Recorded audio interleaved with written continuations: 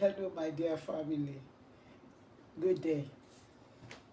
I recollect some decades ago when our daughter was about 12 years old. She had requested from us to pay a visit to some of her friends, and I was expecting that she would come back at about 6 o'clock. By 6, I was watching out, and this was when we did not have the phones. By 7, there was no sign of her. I looked up and down the street. I was beginning to get frantic because we had just moved from a neighborhood to a new neighborhood that was not really too conversant with. And she came in at about 7:30. By then I had lost, all calmness. The moment she got into the compound, you know how a woman would behave. I was just screaming at the top of my voice, kilo de lataro, kilo. But my husband just stood watching, tapped me on the shoulder, and signaled to me that we should go into the house. We came in, and he said, dealing with a teenager is different from dealing with somebody that is not yet in their teens. And one of the things he said to me that has helped me over the years and helped me to navigate her teenage years was that it is not right for a parent to correct a teenager in the open. Coming into teenage years, for the youth, they think that being a teenager means they're already adults. And so, as we say, they form. There's a swagger. There's a swag about them. But you see, some days later, I called my daughter into the room and we sat together. And of course, by then she had explained what happened.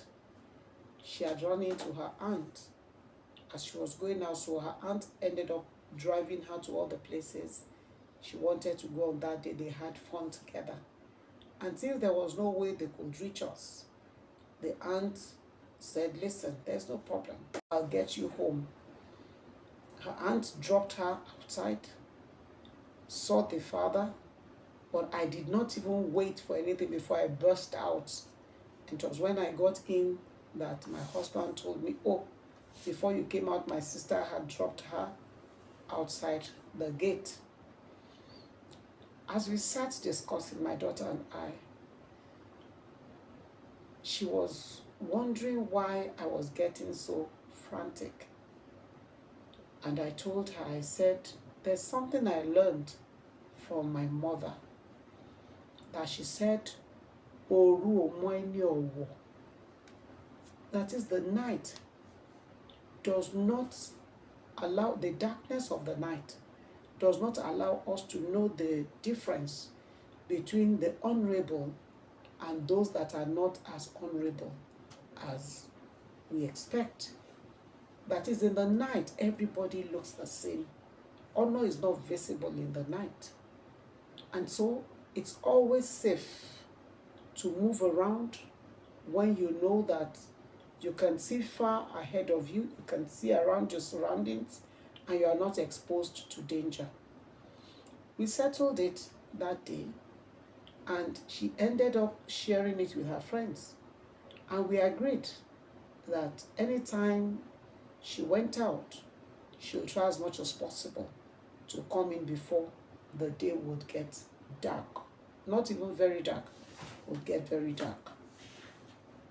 And so, my dear teenager, my dear youth, perchance you are watching this video, and your parents are encouraging you to get in or return home at what we call honorable time, and you're wondering, why are you so frantic? Why are you so worried? The issue is you never can tell.